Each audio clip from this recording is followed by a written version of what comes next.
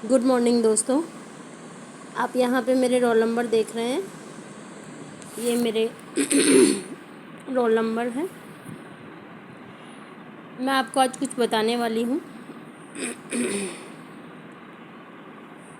आप भी बार बार सोचते होंगे कि मैम बार बार कहाँ गायब हो जाती हैं, तो आप यहाँ से मेरे रोल नंबर देख सकते हैं। ये आप लोगों के साथ शेयर कर रही हूँ। आज मैं सोच रही थी कि जब मेरा फाइनल सिलेक्शन हो जाए मैं उसके बाद आप लोगों से शेयर करूँ, लेकिन बार बार जब आप लोग पूछते हैं तो मैं आज आपको बता रही हूँ। मैं बार बार गायब ऐसे हो जाती हूँ क्योंकि एग्ज़ाम्स आ जाते हैं। मैं एग्ज़ाम्स की तैयारी कर रही हूँ और अभी मैंने असिस्टेंट प्रोफेसर का एग्ज़ाम दिया था, उसमें मेरा सिलेक्शन हुआ है। इसके अलावा जो संस्कृत डिपार्टमेंट वाला असिस्टेंट प्रोफेसर का एग्ज़ाम हुआ है उसका भी मैंने एग्ज़ाम दिया है अभी।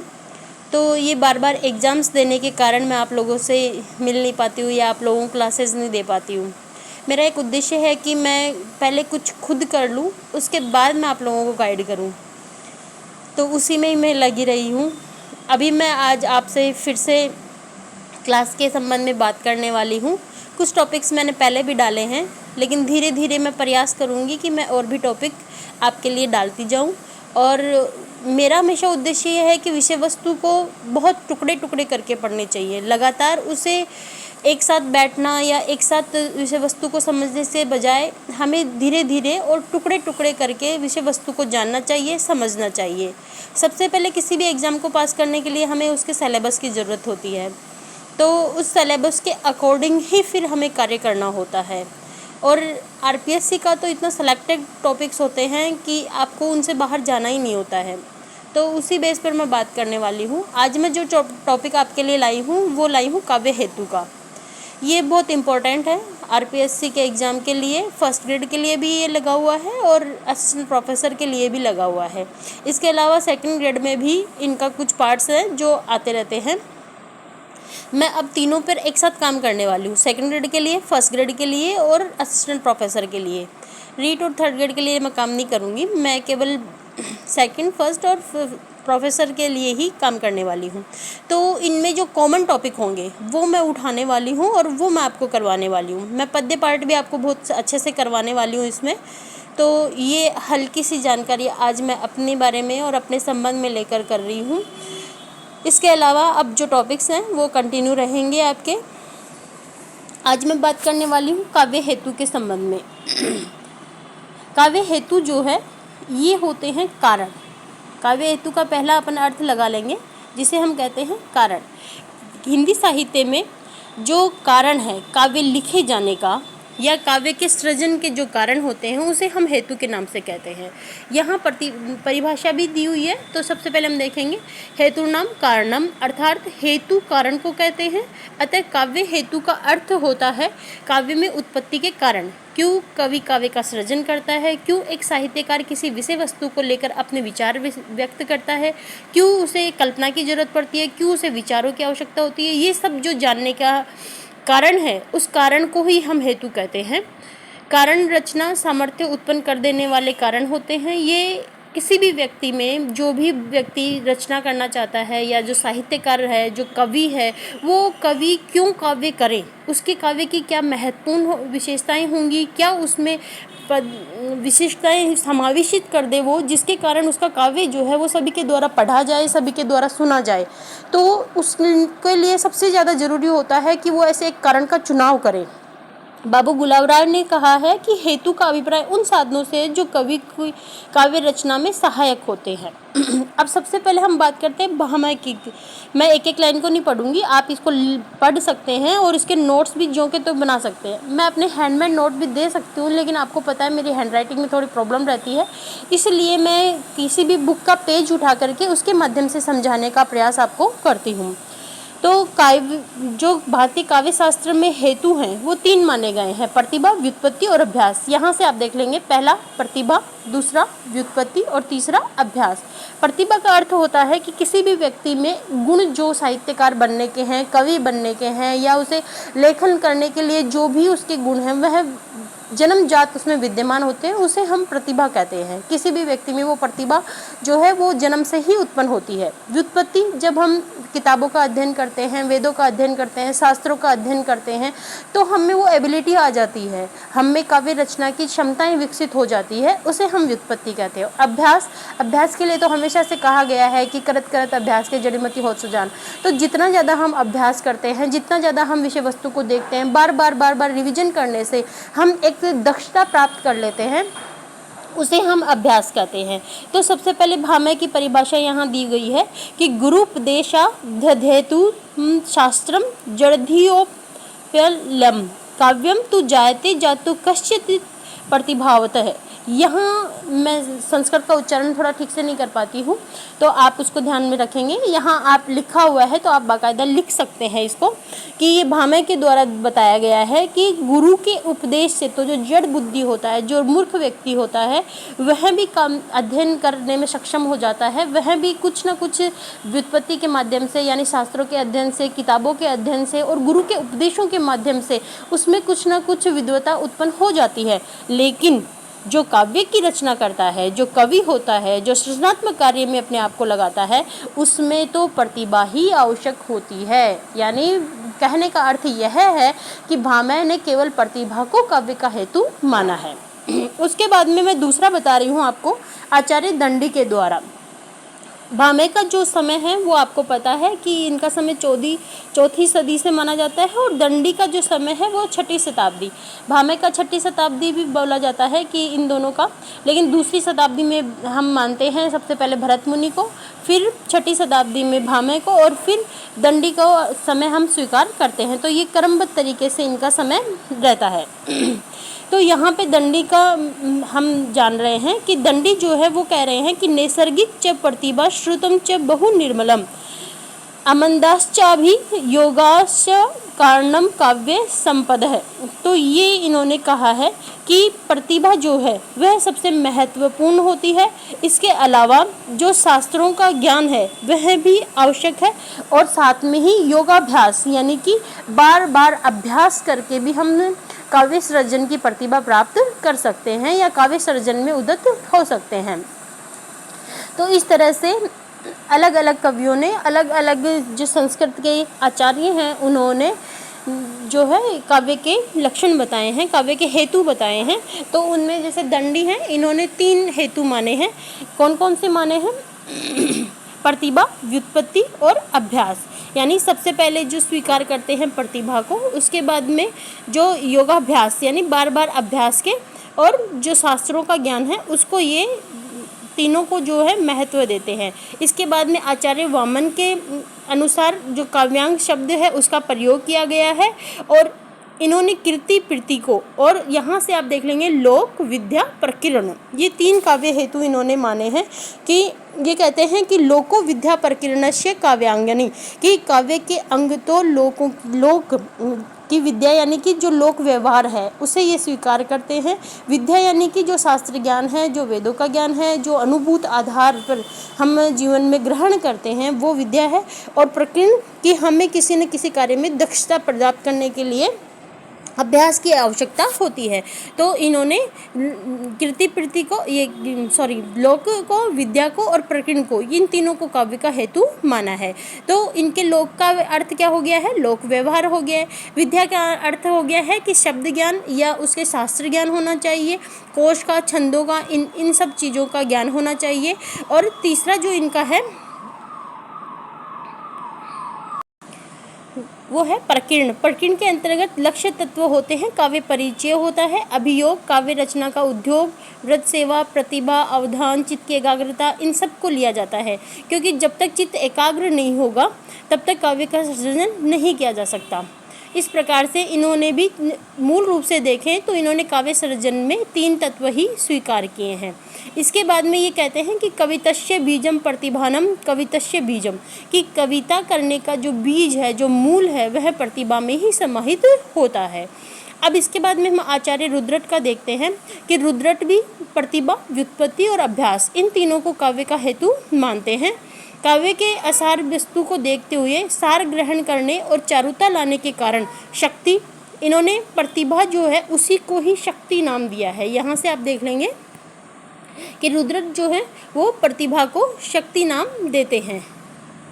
उसके बाद में व्युत्पत्ति, वहीं शास्त्रों का ज्ञान, अध्ययन, उसके बाद अभ्यास की बार बार उस चीज़ को अभ्यास करना है, बार बार उसे रिवीजन करना होता है, तो हम उसमें दक्षता प्राप्त कर लेते हैं। तो इस प्रकार इन्होंने प्रतिभा को शक्ति कहकर, यहाँ से देखेंगे इन्होंने प्रतिभा को शक्ति कहकर इसके दो भेद किए हैं, एक सहजा और एक उत्पाद्या। अब प्रतिभा के सबसे पहले जो भेद किए हैं वो आचार्य रुद्रट ने किए हैं, जिन्हें हम कह रहे हैं सहजा और उत्पाद्या। सहजा यानी सहज भाव से ही जो उत्पन्न हो गई है, और सहज भाव से उत्पन्न कहाँ होगा? जब जन्मजात होगा, कि जो जन्मजात शक्तियाँ हमें प्राप्त होती है काव्य सृजन के लिए, वह हमें सहजा प्रतिभा के रूप में स्वीकार्य होती है। उसके बाद में दूसरा होता है उत्पाद्य। उत्पाद्य यानी उत्पन्न करना, या जिसको हम प्राप्त करते हैं। तो प्राप्त कब करेंगे? जब शास्त्रों का अध्ययन करेंगे, जब अभ्यास करेंगे, तो हमारे अंदर जो साहित्यिक गुण है वो विकसित हो जाते हैं और साहित्य सृजन में हम दक्ष हो जाते हैं। तो दूसरा जो पार्ट होगा वो होगा उत्पाद्य, जो अर्जित की जाती है, जो हम इस संसार में रहकर लोक व्यवहार के ज्ञान से, हमारे अनुभूत ज्ञान से जो भी अर्जित करते हैं उसे हम उत्पाद्य शक्ति कहते हैं। तो इस प्रकार से आचार्य रुद्रट ने प्रतिभा को शक्ति मान करके दो भेद किए हैं, और उन्होंने तीनों तत्वों को स्वीकार किया है, प्रतिभा, व्युत्पत्ति और अभ्यास, लेकिन मुख्य रूप से उन्होंने प्रतिभा को स्थान दिया है। तो सभी सारांश निकल करके अब तक यह आया है कि 3-4 जो भी काव्य शास्त्रों को हमने पढ़ा है, सारांश रूप में कह सकते हैं कि प्रतिभा जो है वो काव्य का महत्वपूर्ण भाग है, वो महत्वपूर्ण कारण है, हेतु है। साहित्य की रचना का प्रमुख कारण उसकी प्रतिभा है।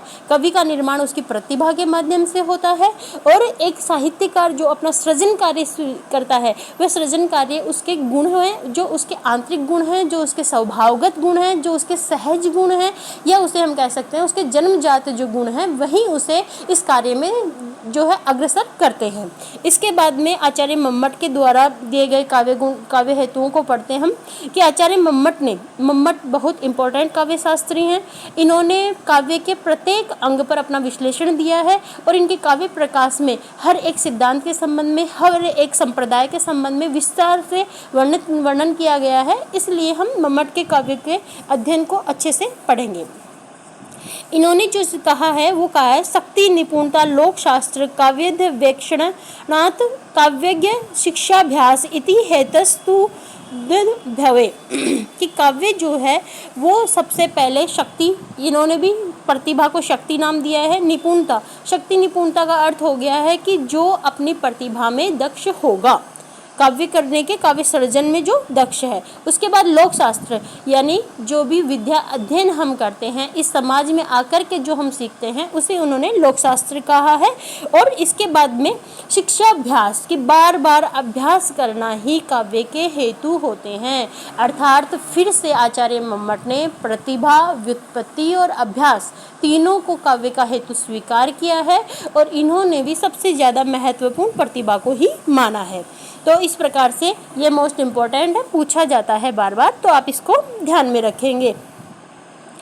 जो काव्य शास्त्र के जो भी ये परिभाषाएं हैं जो संस्कृत आचार्यों ने दी है, इन परिभाषाओं में कोई ना कोई बिंदु छिपा हुआ रहता है, जिसे आप देख सकते हैं। जैसे बीजम है तो इससे हम वामन का पता लगाएंगे, हेतुस्त दुर्भेव है तो ये हम मम्मट का मानेंगे। इसके अलावा भामह का जड़ बुद्धि वाला मैंने आपको बताया, नैसर्गिक च प्रतिभा मैंने दंडी का आपको बताया। तो इस तरह से हर एक जो परिभाषा है, जो भी काव्य हेतु दिए गए हैं, उनमें एक शब्द विशेष को आप ध्यान में रखेंगे तो आपको यह परिभाषाएं आसानी से समझ में आ जाएंगी और आसानी से आपको याद रहेगा। इसके बाद में आचार्य जयदेव ने कहा है कि प्रतिभा एक ऐसा बीज है, जैसे मिट्टी है तो मिट्टी में जैसे हम पानी डालते हैं उसमें से सुगंध उत्पन्न होने लगती है, उसमें महकी महकी जो खुशबू आती है मिट्टी में पानी डालने से, वो महकी महकी खुशबू ही प्रतिभा है। यानी कि प्रत्येक व्यक्ति में ये गुण विद्यमान होता है, वह काव्य सर्जन करने की क्षमताएं रखता है, लेकिन वह काव्य सर्जन कब होगा? जब उसमें शास्त्रों का अध्ययन करना, उसे लोक व्यवहार का ज्ञान, उसे अपनी अनुभूति से जो सब देखते हैं उसके अलग वह क्या देखता है, वही उसकी प्रतिभा कहलाती है। तो प्रत्येक विषय वस्तु को देखने का जो नजरिया है वह प्रतिभा से ही उत्पन्न होता है। यह बात जो है वो आचार्य जयदेव कहते हैं कि जिस प्रकार मिट्टी में पानी डालने से बीज अंकुरित हो उठता है, उसी प्रकार से प्रतिभा जो है वो अभ्यास और व्युत्पत्ति के सहयोग मात्र से यहाँ आप ध्यान रखेंगे कि सहायक तत्व हैं व्युत्पत्ति और अभ्यास, न केवल प्रतिभा को ही वह पुष्ट करते हैं अपितु जो कवि में जो सृजनात्मक शक्ति है उसे भी वह बढ़ा देते हैं।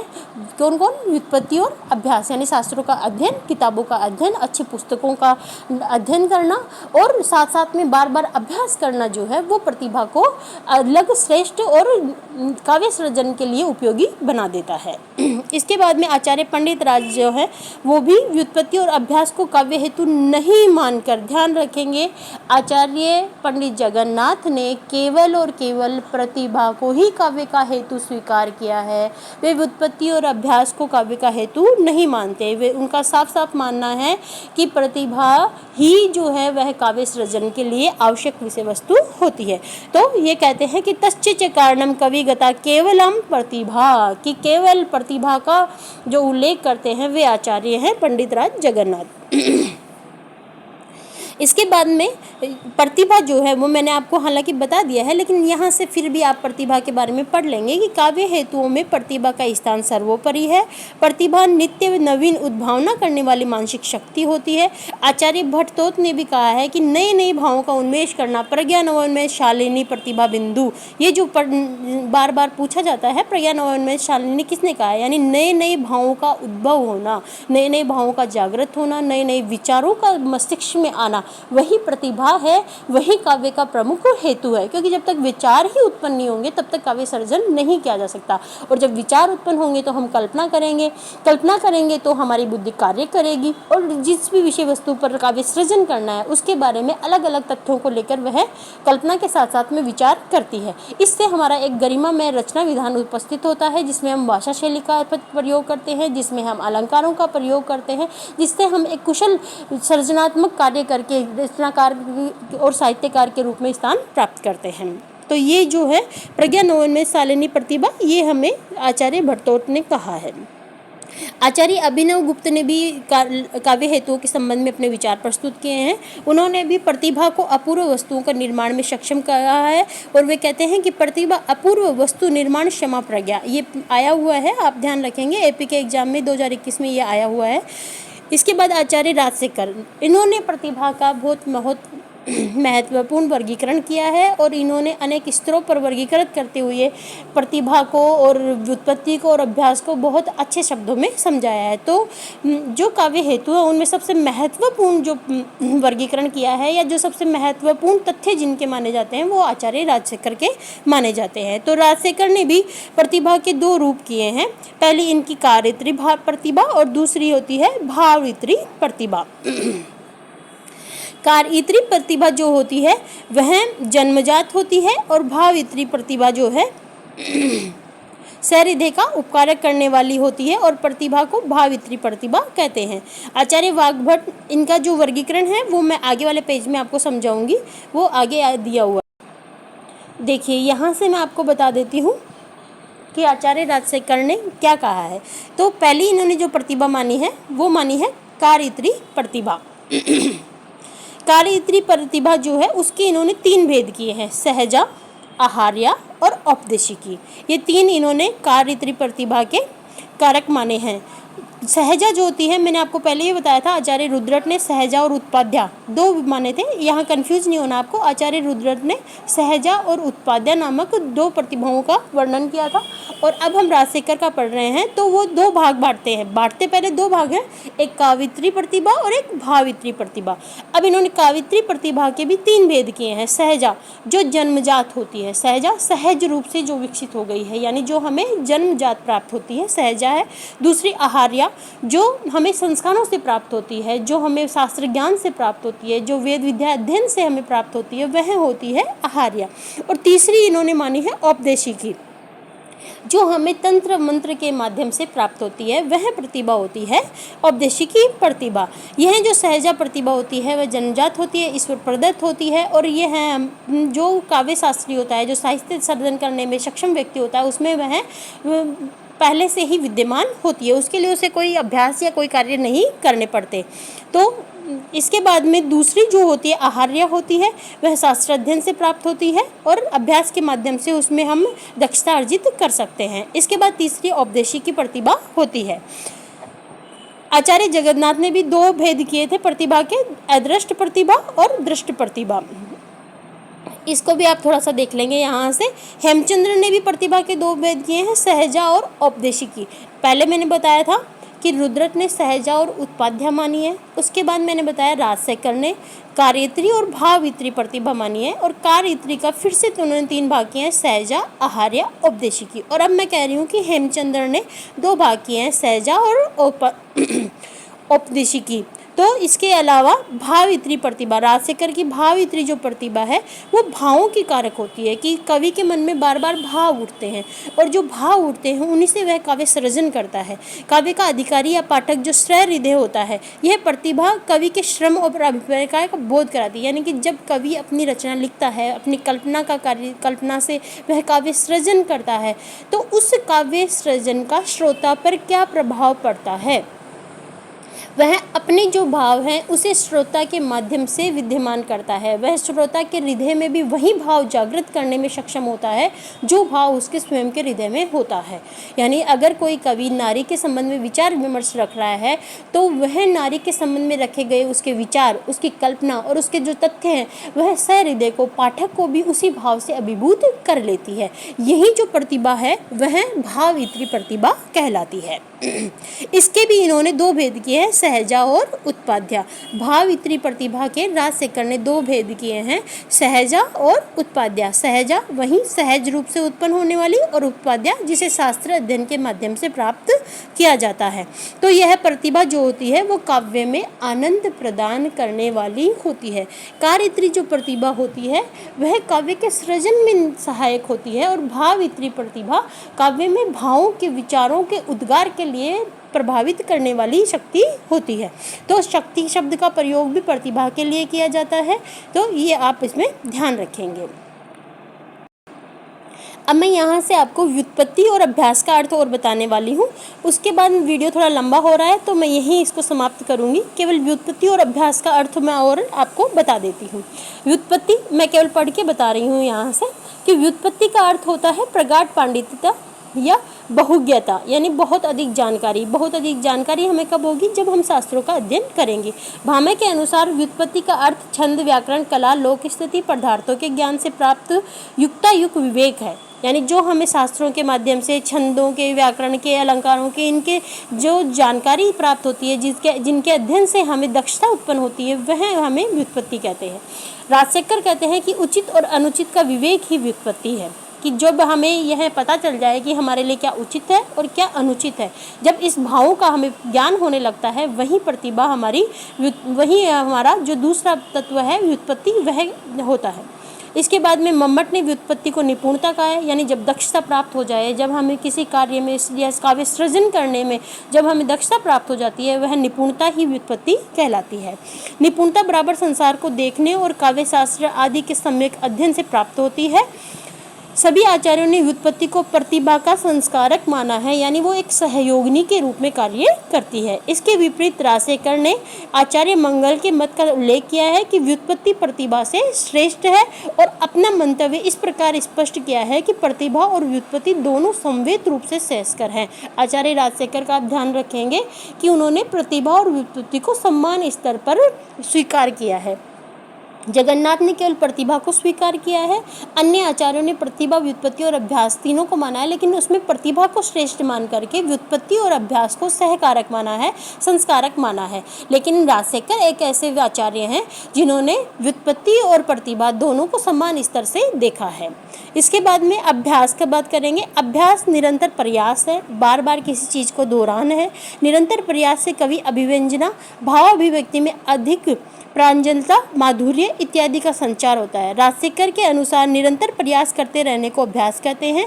दंडी ने यद्यपि प्रतिभा का महत्व स्वीकार किया है, तथापि उन्होंने यह कहा है कि पूर्व वासना जन्य अद्भुत प्रतिभा के न रहने पर शास्त्र अध्ययन और अभ्यास से वाणी की उपासना करने पर वाणी अवश्य अनुग्रह करती है। यानी दंडी ये कहते हैं कि अगर प्रतिभा कहीं कमी रहती भी है, तो अभ्यास के और व्युत्पत्ति के माध्यम से भी हम काव्य सृजन में कुछ कार्य कर सकते हैं। प्राय सभी आचार्यों ने अभ्यास को प्रतिभा का पोषक तत्व माना है और कहा है कि अभ्यास से काव्य रचना में परिष्कार और सौष्ठव का समावेश होता है। अभ्यास के बिना प्रतिभाएं कुंठित होकर नष्ट हो जाती हैं। यानी अगर प्रतिभा हम में है काव्य सृजन की, लेकिन हमने उस काव्य सृजन में उसका महत्व स्वीकार नहीं किया और बार बार हमने अभ्यास नहीं किया है, तो हमारी जो प्रतिभा है वह धीरे धीरे नष्ट हो जाती है। यानी काव्यगत जो लक्षण हैं, जो हमारे अंदर रचना करने का, जो हमें कवि बनाने की जो दक्षता हमारे अंदर पहले से विद्यमान है, जो प्रतिभा हमारे अंदर है, अगर हम कविता नहीं करेंगे तो वह लुप्त हो जाएगी। अगर हम विचार नहीं करेंगे, कल्पनीय तत्वों का समावेश नहीं करेंगे, अगर हम किसी विषय वस्तु को लेकर अलग दृष्टिकोण नहीं रखेंगे, तो हमारी जो प्रतिभा है, जो हमें जन्मजात प्राप्त हुई है, वह भी धीरे धीरे नष्ट हो सकती है। तो अभ्यास का महत्व स्वीकार करते हुए यहाँ आचार्य दंडी ने ये वाक्य कहे हैं। तो इस प्रकार से मैंने आपको आज हेतुओं के बारे में बताया है, जो 3 होते हैं: प्रतिभा, व्युत्पत्ति और अभ्यास। अगर आपको नोट्स बनाने हैं तो आप इस बुक से ऐसे कैसे नोट्स बना सकते हैं। ये विवेक शंकर की पुस्तक है जो मेरे पास है। अब इसके आगे की जो है चौथा तत्व भी स्वीकार किया गया है, समाधि, उसके बारे में हम कल बात करेंगे। ठीक है।